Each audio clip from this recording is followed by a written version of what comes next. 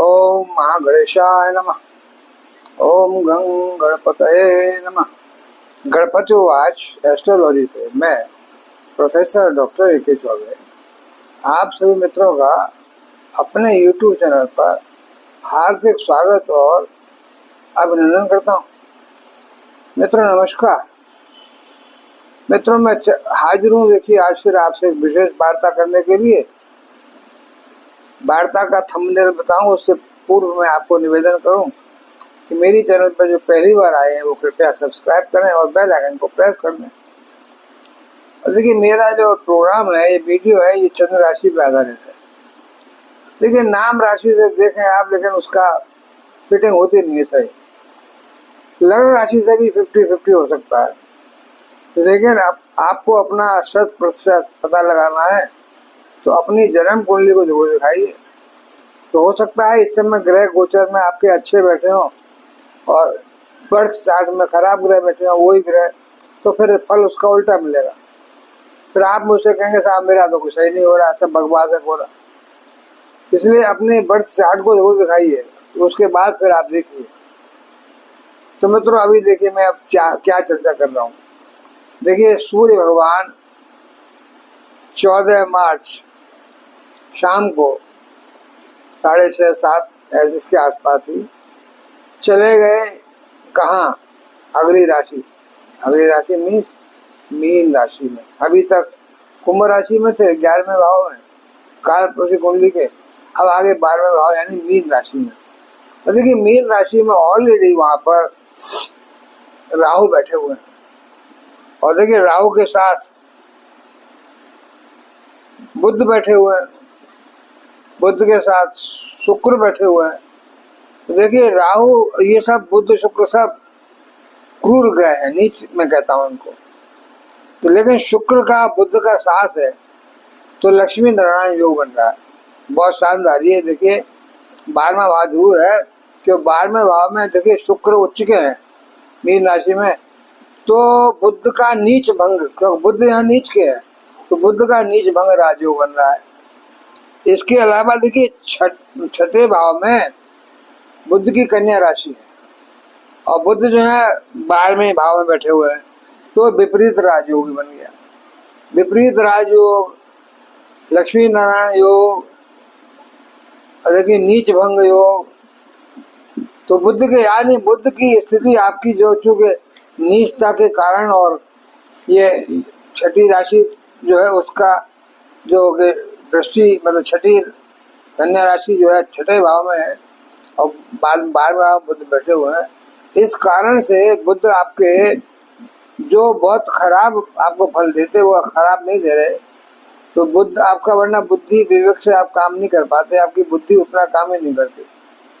लेकिन आप और भी ज्यादा इसको बुध को चाहते हैं श्रेष्ठ बनाना, तो मेष राशि वालों खासतौर पे, या पहली जो कहिए आप काल पुरुष कुंडली है तो 12वें भाव के बुध, आप यहाँ इनको बुध को और स्ट्रॉन्ग बनाइए। हरी चीज, जैसे किन्नरों को हरा वस्त्र दान कीजिए, किन्नरों को हरी चूड़ियां दान कीजिए। और देखिए आप राहु को भी स्ट्रॉन्ग बनाना चाहते हैं, यहाँ पर राहु भी है निष्ठा। तो राहु देखिए आपकी क्या है, राहु आपके सोच है, विचार है। तो आपकी सोच और विचार को भी आप अच्छा बनाना चाहते हैं, विस्तार देना चाहते हैं, तो राहु को अच्छा करने के लिए भी आटे में चीनी डाल करके चींटियों को खिलाइए। और याद रखिए पेड़ के नीचे नहीं, पीपल वगैरह के नीचे नहीं। क्यों? क्योंकि इससे देखिए वहाँ चींटियाँ या सब जब थोड़ा हरा, मैं चाहता हूँ कि इससे हरी चीज़ों से दूर रहें, मतलब वहाँ पर पेड़ सूखे नहीं। तो इसलिए आप सारा जमीन पर कहीं डालिए या चींटियाँ खाएं इसको। और राहु भी आपको लाभ दे सका अच्छा खासा। तो राहु लाभ देंगे, क्योंकि राहु जो है 12वें भाव में है, विदेश भाव में है। आपको विदेश पहुंचाने में, विदेश से लाभ कराने में, विदेश व्यापार से तरक्की दिलाने में, विदेश नौकरी कराने में राहु बहुत अच्छा फल देंगे यहाँ पर। तो आपको माइंड में ऐसी सोच देंगे वो कि जिससे आपको लाभ हो, यानी विदेश।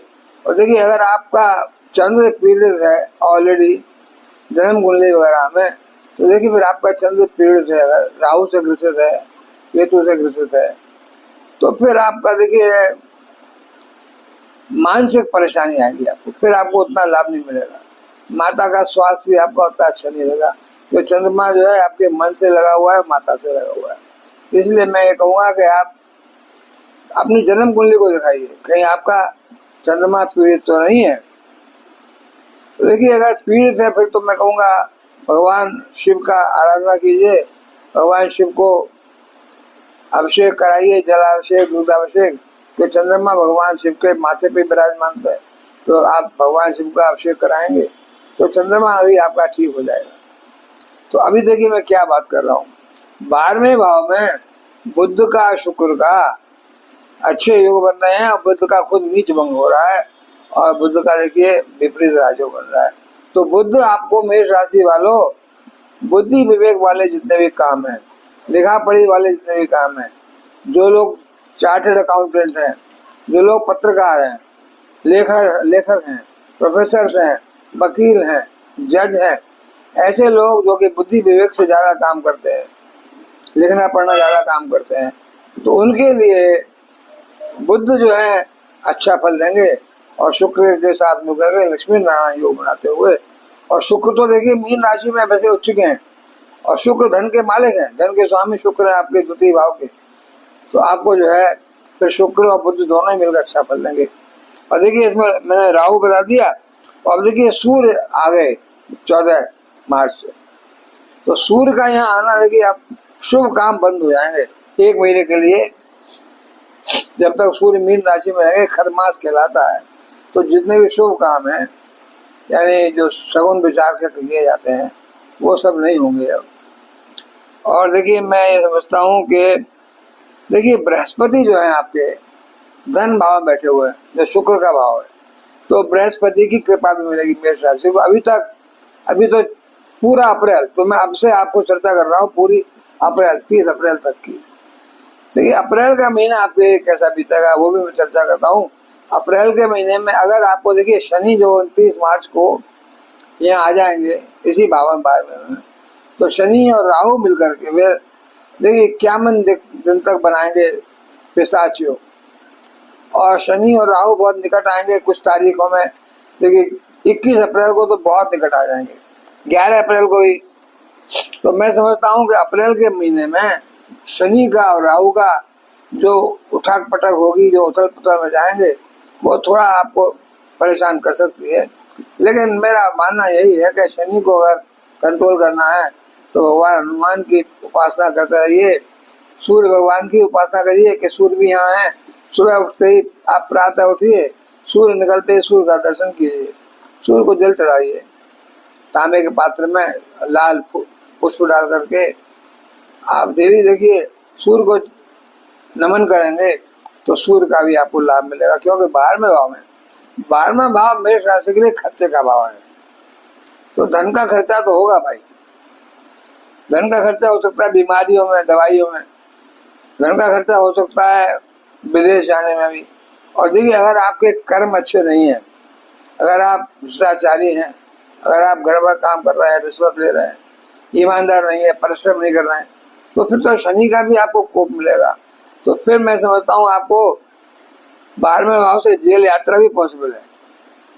आपको घर से दूर जाना पड़ सकता है, घर से दूर का मतलब विदेश, या घर से दूर जेल भी होती है। तो इसलिए अपने कर्मों को ठीक रखिए भाई। और मैंने जो बताया आपको 29 मार्च के बाद, देखिए 30 मार्च को नया संवत लग जाएगा 2082, और 30 मार्च की चैत्र की जो पड़वा उससे, और देखिए ग्रहण भी है 29 मार्च का, तो 30 मार्च के बाद से जहाँ तक मैं समझता हूँ षष्ठ ग्रही योग लग रहा है 12वें भाव में, और शनि जा रहे हैं मीन राशि में जो कि पानी की राशि है। तो मैं पहले भी चर्चा कर चुका हूँ, यहाँ फिर बता रहा हूँ, ऐसे कंट्री जिनके शासकों की मेष राशि है, ये ऐसे शासक, उनको थोड़ा सा नुकसान मिल सकता है उन कंट्री को जल की वजह से। क्योंकि शनि जा रहे हैं मीन राशि में, यानी मछली की राशि, और मछली पानी की राशि कही जाती है, तो पानी वाले देश, पर ऐसे सिटी जो कि पानी के किनारे हैं, उनका थोड़ा सा नुकसान हो सकता है आगे आने वाले टाइम में। प्राकृतिक आपदाएं, जैसे मैं पहले भी कह चुका हूँ, भूकंप की उम्मीद है, बहुत अच्छा खासा भूकंप हो सकता है ईस्टर्न भारत में, यानी ईस्टर्न और नेपाल, तिब्बत, या इसके अलावा देखिए कैलिफोर्निया उधर अमेरिका में। तो ये जो है भूकंप आपकी, और दिल्ली भी एनसीआर में भी काफ़ी जो प्रोन है एक स्ट्रॉन्ग भूकंप आने के। अब उसका डेट बताना मुश्किल है, लेकिन ये तय है कि 30 मार्च या उसके बाद से ही प्रोबेबिलिटी बढ़ती जाएगी।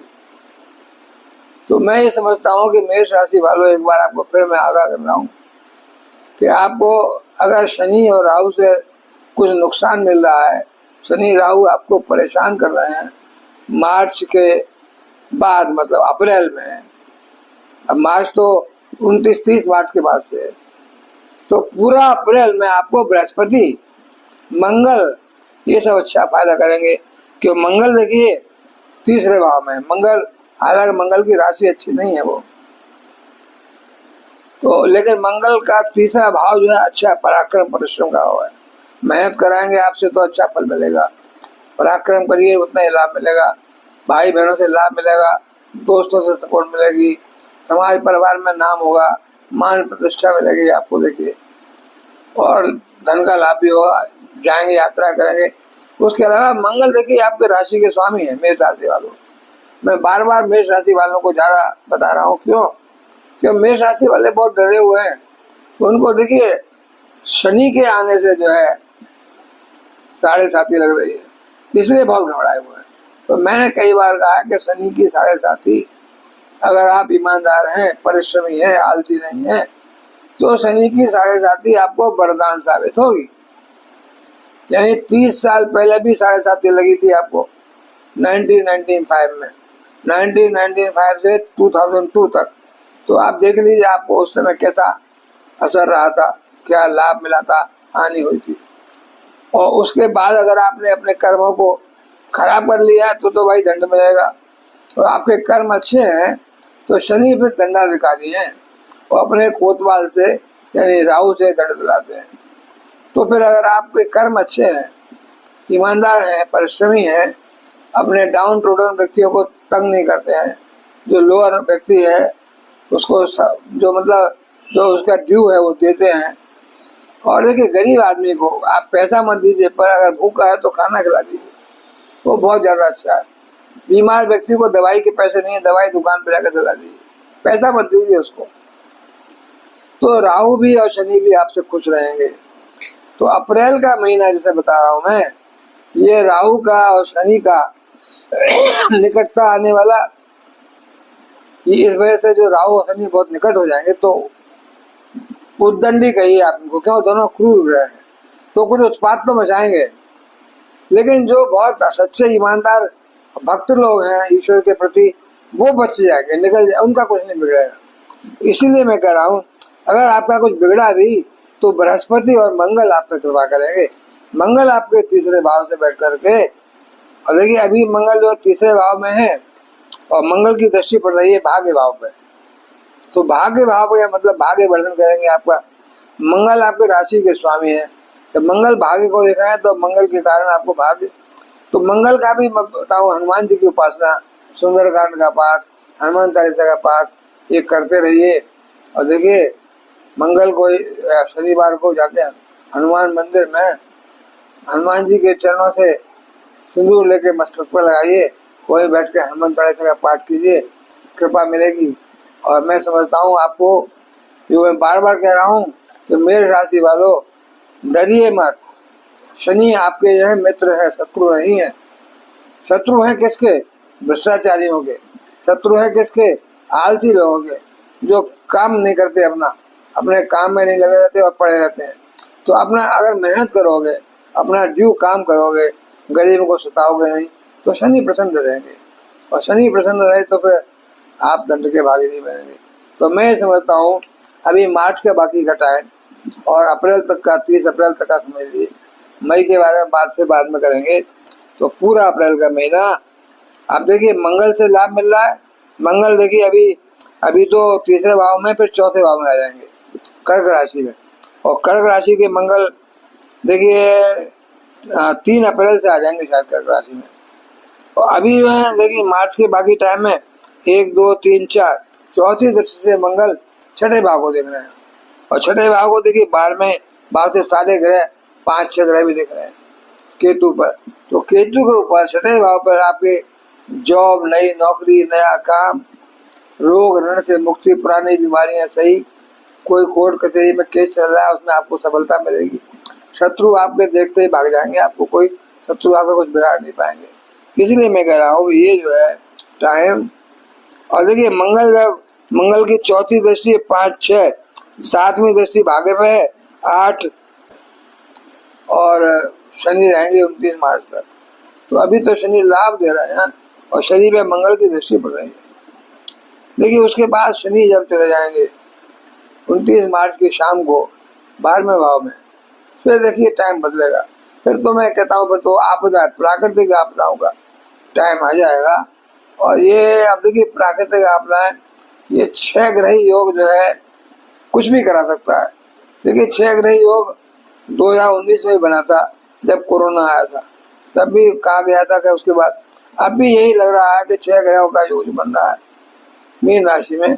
तो क्या होने वाला है, शायद कोई कोरोना की जैसा कोई दोबारा कोई भी वायरस ऐसा आ सकता है और फिर वो भी आपको तंग कर सकता है। तो इसके लिए अभी तो देखिए मैंने बताया कि विश्व में गर्मी बढ़ रही है। विश्व के जो राजा लोग हैं यानी प्रेसिडेंट्स हैं, प्राइम मिनिस्टर्स हैं, उनके माइंड में गर्मी बढ़ रही है, एक दूसरे के प्रति ग्रुप बढ़ रहे हैं। बस विश्व जो है ग्रुपों में बढ़ रहा है और उसका अंत क्या होने वाला है आप खुद देख सकते हैं कि भयंकर अंत जो है 2025, 26, 27 तक ये माल चलेगा और 27 में जाके के अंत होगा।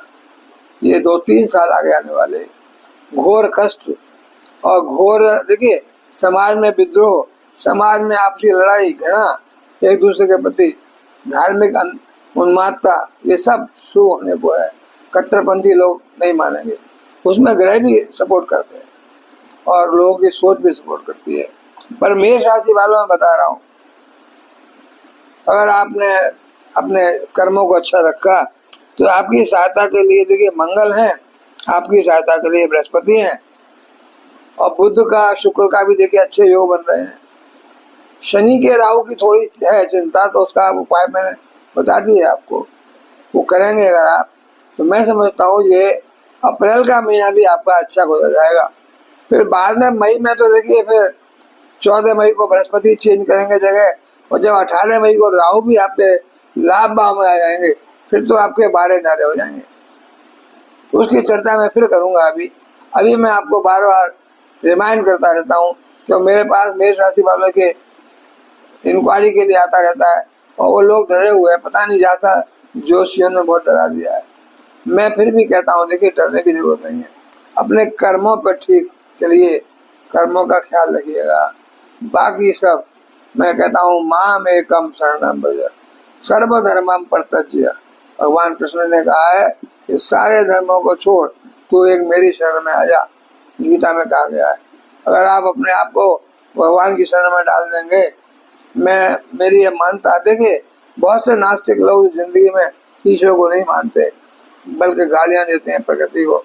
मैं जानता हूँ एक जिंदगी में उनके एक दिन आता है जब वो ईश्वर को याद करते हैं और विपत्ति में फिर कहते हैं हे ईश्वर मेरी सहायता कर। इसलिए ईश्वर को न मानने वाले लोग भी अपनी पूरी जिंदगी की देखिए राह में कभी न कभी तो ईश्वर को याद करते हैं। यानी कोई शक्ति तो है, ईश्वर में प्रकृति, कोई शक्ति जो विश्व का नियंता, और वो एक ही शक्ति एनर्जी डिफरेंट फॉर्म में हो सकती है, वो फॉर्म बदलती रहती है, लेकिन एनर्जी का सोर्स तो एक ही है। इसलिए मैं कहता हूँ कि आप उसको कुछ भी मानिए, गॉड मानिए, अल्लाह मानिए, ईश्वर मानिए, राम मानिए, कृष्ण मानिए, सब एक ही है, कोई अलग नहीं है, क्योंकि विश्व का रचयिता दो हो ही नहीं सकते। इस राशि वालों मंगल और बृहस्पति ही नहीं बल्कि सूर्य भी देखिए आपका बहुत साथ देंगे। सूर्य भी देखिए 13 अप्रैल के बाद सूर्य आपकी खुद की राशि में आ जाएंगे, मेष राशि में।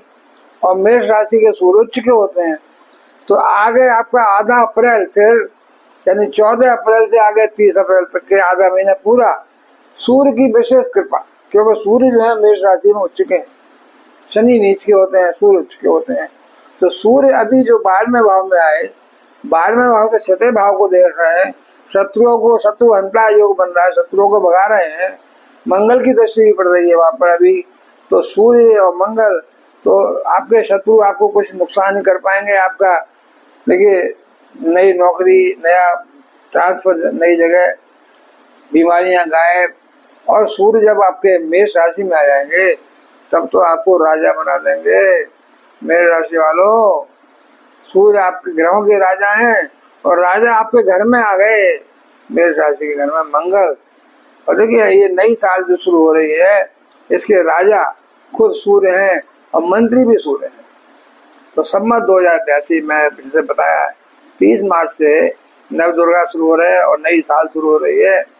तो सूर्य फिर आपके 14 अप्रैल के बाद से तो बाकी 30 अप्रैल तक, अप्रैल की चर्चा करूं मैं तो, वरना वैसे आगे कहिए मई तक 1 महीने रहते हैं ना सूर्य मेष राशि में। तो फिर 14-13 मई तक समझ लिए आपके बल्ले बल्ले ही है मेष राशि वालों, आपके लिए कमाल होगा। तो इसलिए आपको चिंता करने की जरूरत नहीं है, आपको सब कुछ प्राप्त हो रहा है, सारे ग्रह आपके फेवर में है, कोई डरने की बात नहीं है। लेकिन कर्मों को अपने को ठीक रखिए, तो आगे आपका आने वाला टाइम भी ठीक रहेगा। और देखिए कोई डरने की जरूरत नहीं है, ये तो आपदाएं, प्राकृतिक आपदाएं जो आएंगी सबके लिए आएंगी, पूरे विश्व में ही आएंगी वो तो उसमें तो कोई कुछ नहीं कर सकता है।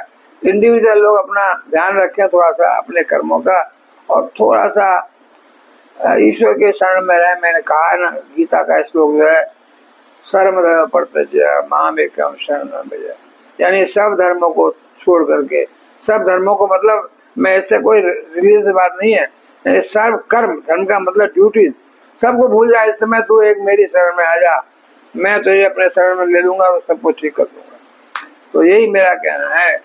और भी आपको ठीक रहना है तो भगवान हनुमान, भगवान सूर्य और बुद्ध के लिए देखिए थोड़ा सा हरी चीज का दान, मूंग है जैसे, या हरी चूड़ियाँ किन्नरों को, भगवान गणपति को भी आप थोड़ा ध्यान रखेंगे, अपनी विचारधारा सात्विक रखेंगे, तो मैं समझता हूँ देखिए आप कितने ही नास्तिक हों, एक दिन तो जिंदगी में आपके ऐसे आता है कि नास्तिक व्यक्ति भी कहते हैं हे ईश्वर मेरी रक्षा कर, और यही होना है।